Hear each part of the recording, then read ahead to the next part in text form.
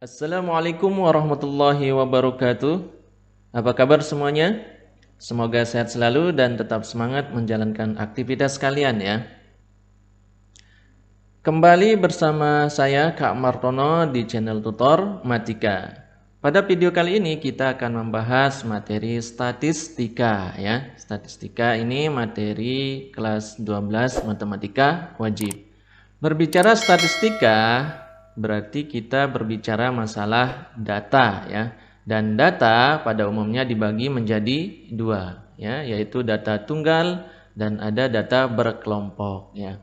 Nanti dari data-data ini kita akan mencari yang pertama ukuran pemusatan data, kemudian ukuran letak data, kemudian yang ketiga adalah ukuran penyebaran data ya. Nah, ukuran pemusatan data ini terdiri dari apa saja?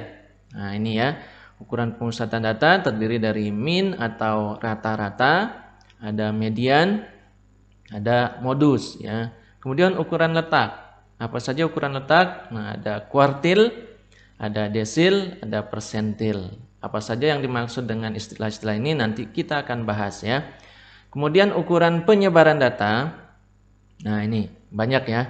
Ada jangkauan ya, jangkauan kuartil, kemudian ada simpangan kuartil, simpangan rata-rata, ada ragam atau varian, kemudian ada simpangan baku. Nah, untuk pembahasan kali ini kita akan membahas data tunggal untuk ukuran pemusatan data dan ukuran letak data ya. Oke. Ukuran pemusatan data. Ukuran pemusatan data apa saja tadi? Yang pertama ada rata-rata atau mean ya. Disebut juga mean. Apa itu rata-rata atau mean? Ini sering kalian lihat ya ketika kalian pembagian rapor misalnya. Di situ akan tertulis nilai kalian kemudian nilai rata-rata kelas ya. Nah, apa itu rata-rata? Jumlah data dibagi banyak data ya. Jumlah berarti hasil tambah dari semua data ya, semua data. Kemudian dibagi berapa banyak datanya. Nah, seperti itu. Nah, rumusnya ini ya, rumus yang kita pakai nanti adalah lambang dari rata-rata itu ini ya, X dengan garis di atasnya dibaca X bar ya. X bar sama dengan sigma XI per N. Sigma ini maksudnya adalah jumlah ya atau total dari XI ini, dari data-data ini atau datum ya. Jadi nanti data-data itu terdiri dari datum-datum ya. XI kemudian dibagi N. N ini adalah banyak data. Atau kalau datanya banyak yang bentuknya pakai tabel, nanti kita pakai rumus ini. Sigma FI dikali XI per sigma FI. FI ini adalah frekuensi dari masing-masing datum atau nilai ya. Nah, X ini datum itu sendiri atau nilai ya. Kemudian kita kali, kemudian kita totalkan dibagi banyak atau jumlah frekuensi semuanya ya. Kemudian ada median. Apa itu median? Ya. Median adalah nilai tengah data ya, nilai yang paling tengah data setelah diurutkan dari data terkecil sampai terbesar ya. Kalau datanya sedikit, kita mungkin bisa dengan cepat akan menentukan ya, bisa menentukan nilai tengah data ya. Tapi kalau datanya banyak, nah kita gunakan rumus ini ya. ME sama dengan X N plus 1 per 2 ya. N ini tadi sama ya, banyak data ya, banyak datum. Ini kita gunakan kalau N-nya ganjil ya, banyak datanya ganjil. Kemudian rumus kedua untuk menentukan median adalah ini ya, setengah kali XN per 2 per XN per 2 tambah 1 untuk N-nya genap ya. Tergantung dari banyak datanya nanti ya. Kemudian, nah ini, XN itu apa maksudnya apa? XN maksudnya adalah data ke N ya, data urutan ke N. Kemudian ukuran pemusatan selanjutnya adalah modus ya. Apa itu modus? Modus adalah data yang paling sering muncul ya, atau yang frekuensinya terbesar ya. Maksudnya datum yang paling banyak ya, datum yang paling banyak. Nah, kalau modus untuk data tunggal kita tidak perlu menggunakan rumus ya. Lihat saja mana nanti yang paling banyak, itulah modusnya. Oke. Kemudian selanjutnya adalah ukuran letak data. Nah, sekarang ukuran letak. Apa saja tadi ukuran letak? Yang pertama ada kuartil ya. Apa itu kuartil? Nah, ini. Ukuran yang membagi data menjadi 4 bagian yang sama ya. Jadi suatu ukuran data itu nanti diurutkan dulu kemudian dibagi menjadi 4 ya. Nah, ilustrasinya seperti ini. Nah, ini misalkan data kita ilustrasikan dengan garis ya. Di sini nanti sudah diurutkan ya dari data terkecil sampai data terbesar. Kemudian kita bagi ini ya, kita sekat-sekat menjadi 4 bagian yang sama ya. Nah, oke, seperti ini ya. Jadi ini bagian 1, 2, 3, 4. Nah, inilah kuartil. Yang 3 ini yang membagi ini disebut kuartil ya. Yang di titik-titik ini kuartil. Di mana titik yang pertama adalah kuartil 1 atau disebut juga kuartil bawah ya. Kemudian titik yang tengah ya, nanti ini bilangan ya. Jadi bukan, ini cuma ilustrasi saja berbentuk titik, tapi nanti ini bentuknya bilangan.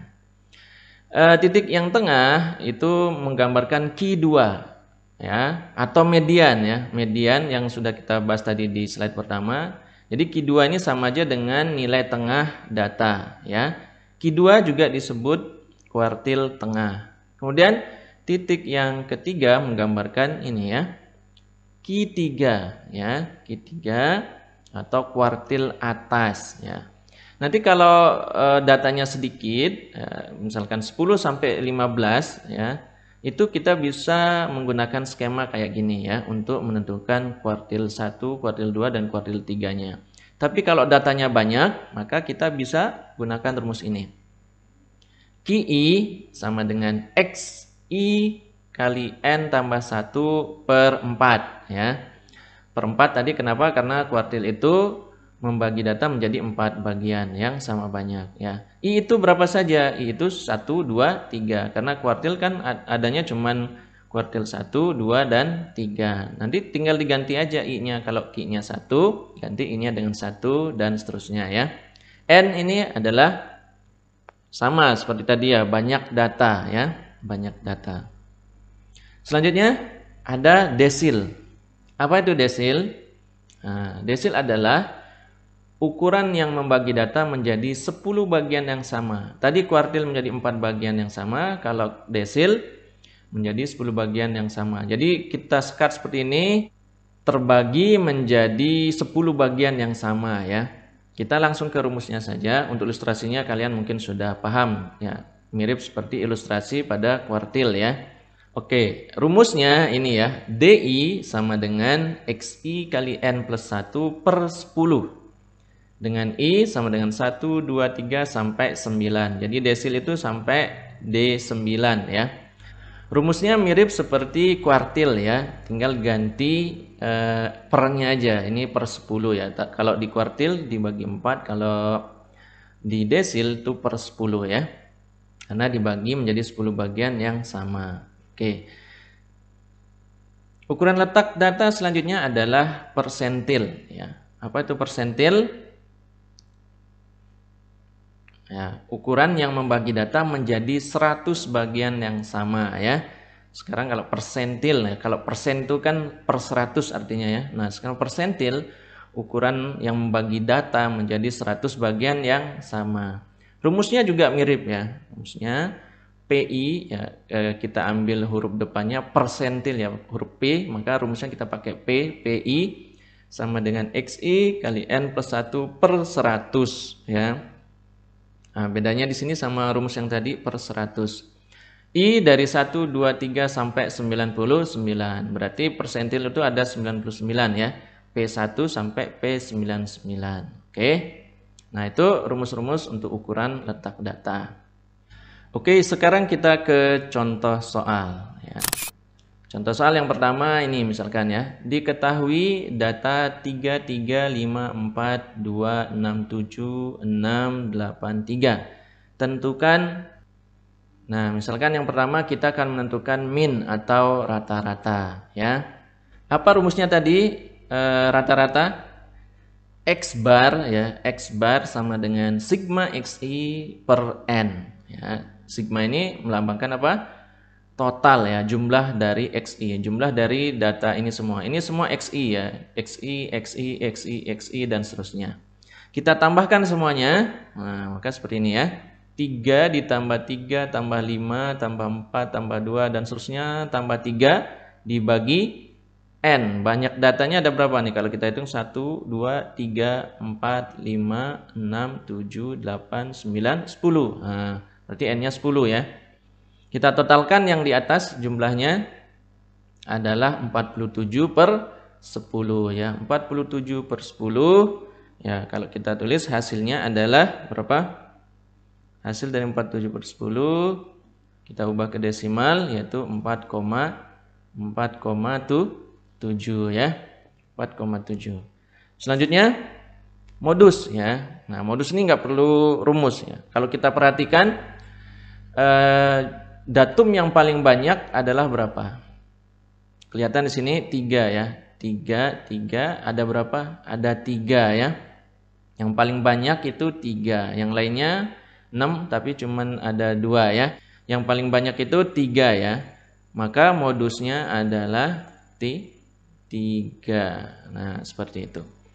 Selanjutnya kita akan menentukan median dan kuartil ya. Jadi untuk soal median dan kuartil kita jadikan satu di sini ya. Karena tadi untuk mencari median dan kuartil caranya sama, kita urutkan dulu datanya dari yang terkecil sampai yang terbesar ya. Misalkan seperti ini. Nah, datanya kita urutkan dulu dari yang terkecil 2, 3, 3, 4, 5, 6, 6, 7, 8. Nah, langkah yang pertama kita tentukan dulu tengah-tengahnya ya atau mediannya. Ini ada berapa data? 10 ya, ada 10 data tadi dari sini N-nya. Berarti kalau kita bagi 2 maka menjadi 55 ya. Kita bagi 55. Coba hitung dari kiri 2, 4, 5 sampai sini ya. Nah, di sini ya. 2, 4, 5, kanannya juga 2, 4, 5. Nah, yang tengah ini nanti kita peroleh median atau Q2 ya. Maka dari sini kita dapat mediannya ya. Kemudian yang 5 data sebelah kiri kita bagi 2 lagi ya, kita bagi 2 lagi. Oh ya, tadi ini median sama dengan apa? Q2 ya. Kemudian yang ini 5 ini kita bagi 2, maka datanya yang paling tengah kita peroleh ini kita bagi 2. Nah, tinggal 1 berarti ini adalah ini yang paling tengah ya dari data sebelah kiri. Maka dari sini kita peroleh Q1 atau kuartil bawah. Yang ini yang 5 data yang kanan juga kita bagi 2. Karena ada 5 berarti ada 1 yang tengah-tengah ya. 1 yang tengah-tengah ini 2. Nah, berarti ini. Ini adalah Q3 ya. Nah, bisa kita tentukan sekarang Q1-nya berarti sama dengan berapa? 3. Q2 atau median ya, median atau sama dengan Q2 karena dia letaknya antara 2 data, 2 datum ya. Maka caranya dijumlahkan ya. Dia median atau Q2 ini terletak antara 4 dan 5, maka hasilnya adalah 4 ditambah 5 bagi 2 ya. 9 per 2. Berapa hasilnya? 9 per 2, 4,5. Nah, median atau Q2-nya adalah 4,5. Gampang ya. Kemudian Q3-nya sudah langsung bisa ditentukan di situ ya, karena dia langsung tengah-tengahnya itu adalah 1 angka. Ya udah, ya itulah Q-nya ya, Q3-nya. Berarti Q3-nya adalah 6, sama seperti Q1 tadi. Oke, ini cara menentukan median dan kuartil yang banyak datanya sedikit ini ya. Jadi bisa kita gunakan skema seperti ini. Baik, kita lanjut ke contoh soal yang kedua. Diketahui data pada tabel berikut. Ada nilai di sini ya, nilai 5, 6, 7, 8, 9, 10, kemudian ada frekuensinya ya. Maksudnya di sini nilai 5 ada 4, nilai 6 ada 5, nilai 7 ada 10 dan seterusnya. Oke, sekarang kita akan menentukan min atau rata-ratanya ya. Bagaimana cara menentukan rata-rata kalau data yang berbentuk tabel seperti ini? Maka rumusnya yang kita pakai adalah ini ya.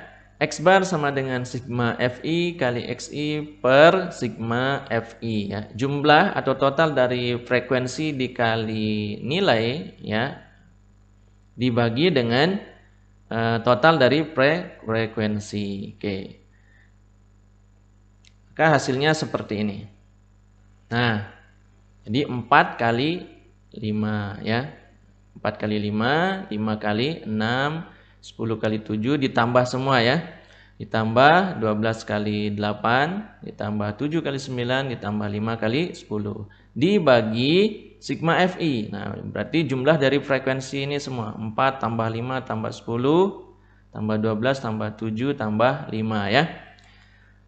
Hasilnya, nah ini 20 tambah 30 tambah 70 tambah 96 tambah 63 tambah 50 per jumlah frekuensi tadi 43 ya. Nah, setelah kita totalkan yang atas jumlahnya 329 per 43 ya. Hasil baginya kalau kita jadikan desimal ini 7,65 ya. Perhatikan rata-rata itu pasti selalu antara nilai-nilai ini ya. Tidak mungkin kurang dari atau lebih dari 10 ya. Tidak mungkin kurang dari data yang terkecil 5, tidak mungkin juga lebih dari data terbesar ya 10 ya. Selanjutnya modus ya. Modus di sini juga kita nggak perlu menggunakan rumus, cukup melihat mana yang frekuensinya paling besar ya. Kalau kita perhatikan frekuensinya yang paling besar adalah ini ya, yang frekuensinya 12 yaitu 8 ya. Frekuensinya 12. Nah, berarti ini ya. Maka modusnya adalah 8.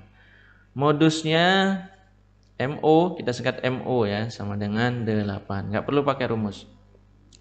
Selanjutnya median ya. Nah, cara menentukan median untuk data yang frekuensinya banyak ini ya. Maka kita gunakan rumus tadi ya. Ini kita hitung N-nya dulu. Kalau kita hitung N-nya berapa? Jadi N ini sesuai dengan sigma Fi ya, jumlah frekuensi ya, sama dengan sigma Fi tadi berapa? 43 ya.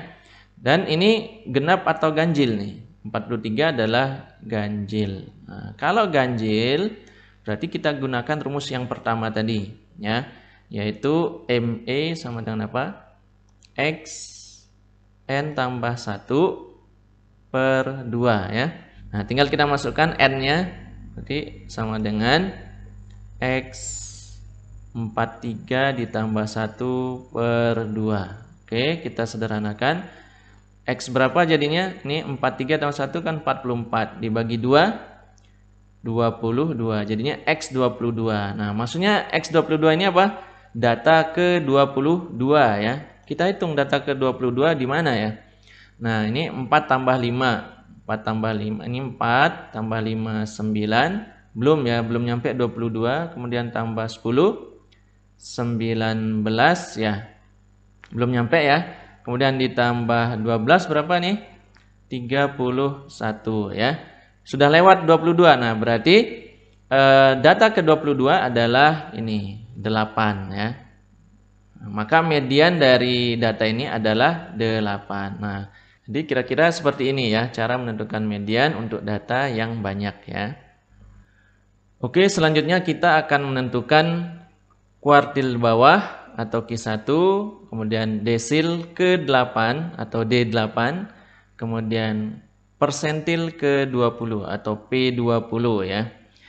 Di slide sebelumnya kita sudah membahas tadi rumusnya. Kalau datanya banyak maka untuk menentukan kuartil, desil, dan persentil kita gunakan rumus ya. Untuk kuartil bawah pakai rumus ini ya. QI sama dengan XI kali N tambah 1 per 4 ya. Kuartil bawah tadi kan Q1 ya. Berarti kita akan mencari Q1 ya. Q1. Maka rumusnya adalah X 1 ya, I-nya kita ganti 1 dikali N-nya tadi berapa? Sama tadi ya, N-nya ini 43 ya, jumlah frekuensi semuanya. Berarti 43 ditambah 1 dibagi 4 ya. 43 tambah 1 44 ya.